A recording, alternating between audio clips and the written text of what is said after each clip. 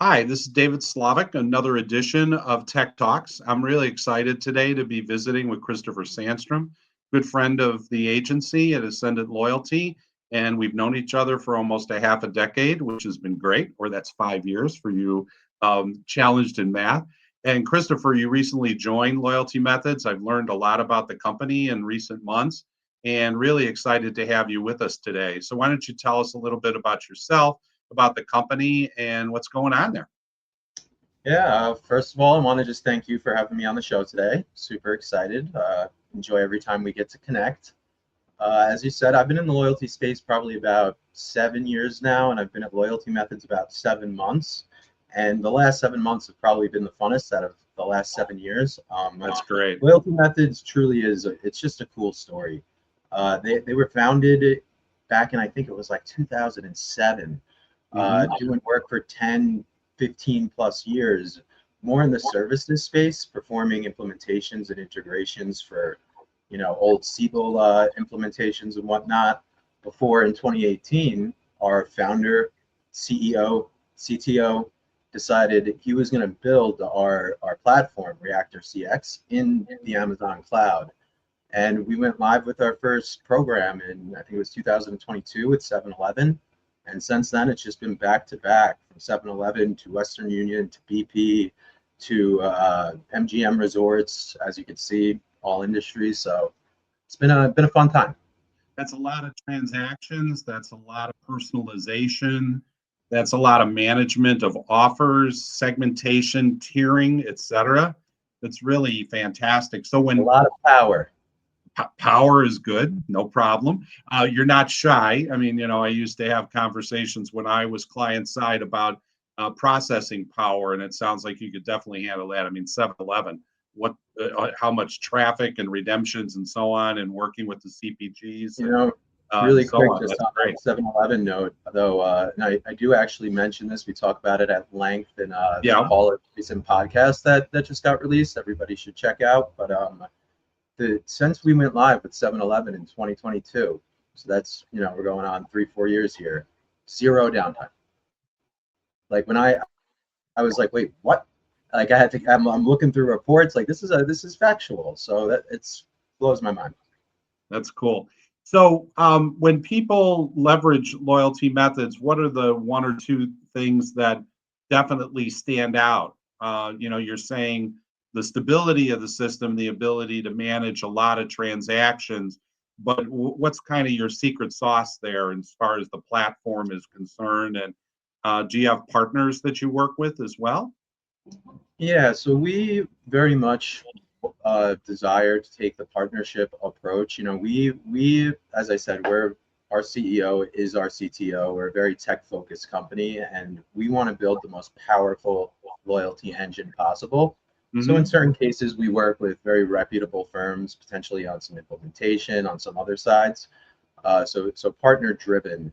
But in terms of what really makes the platform stand out, I would say besides the table stakes kind of stuff everybody is looking for in terms of omni-channel capabilities and promotions, one of the biggest hangups, for most brands or at least major enterprises trying to re-platform, it's really our thread sync and safe switch cutover methodology. So Uh, if you're operating on like a DIY or legacy tech stack, your major enterprise, everything is plugged in.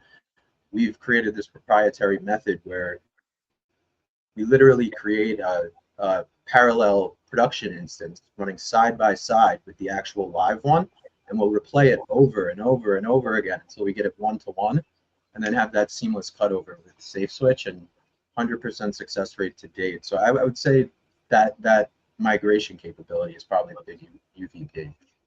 That's really cool to hear because I know a lot of people are afraid of changing platforms, or if they have an in-house capability, then they're afraid to go to something new because it's demand on IT resources. They're looking at 12 months to be able to get onto something new and fresh that, employs AI, that, leverages the data to do personalization, that optimizes response on offers. And you're saying that capability and running parallel, having that stability and getting speed to market also, right? that you've been very, very successful in those areas. It should be music to a lot of IT folks' ears, as well as on the loyalty ownership side, right? Well, yeah, and to build off what you said, they do have a solid reasoning for being afraid in some cases. When this platform was implemented 5 years ago, half the time the people that were there implementing the platform might not even be there. So when we're replaying this traffic over and over again, we're identifying things in the program that the team didn't even know was in place half the time. Wow. We uncovered some cool stuff. That's great. So another quick question. You're hitting on a lot of highlights, which is great. So what do you think is in the future for loyalty methods? Maybe, share with us at least one thing that you're hearing from clients or in things that you're pitching right now. What are some of the hot topics and potentially an expansion of capabilities or things that you're hearing out in the marketplace that people should be watching out for?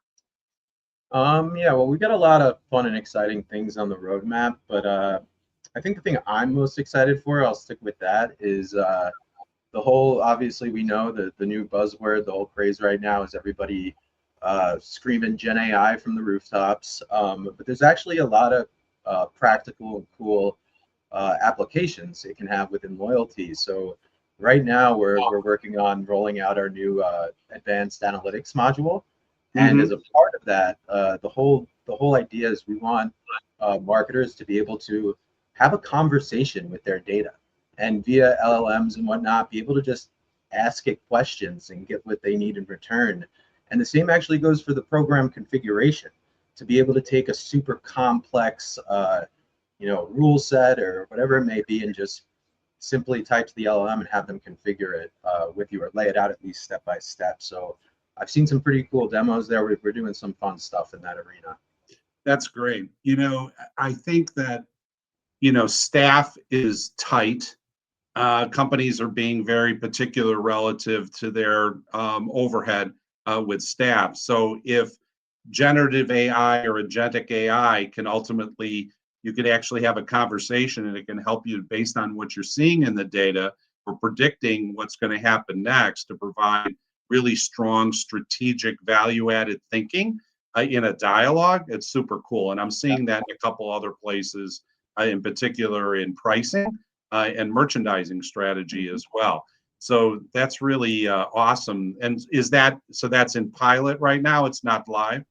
I would say probably pre-beta, if you will. But we've had some behind the scenes tests with it and whatnot. I think that one of the first things people will see is you know what, I'll hold that. If you want to come schedule a demo with us, we'll show you. There you go. Smart man. So how does somebody reach you, Christopher? Obviously, you've got your profile on LinkedIn. And do you want to just share your email address or otherwise? Yeah, of course. It's C Sandstrom. It's like Sandstorm, but switch the T and the R and the O. So C Sandstrom at loyaltymethods.com or Sir Chris Sandstrom at gmail.com. And feel free to shoot me a note on LinkedIn. And always send you a text message. I know that by now, but don't give your number out. Heard my voice. Yeah.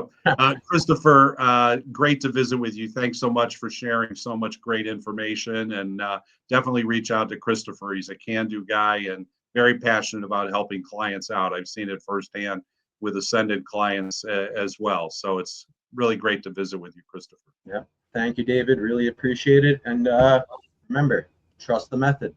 There it is. And go Jets. Go Jets.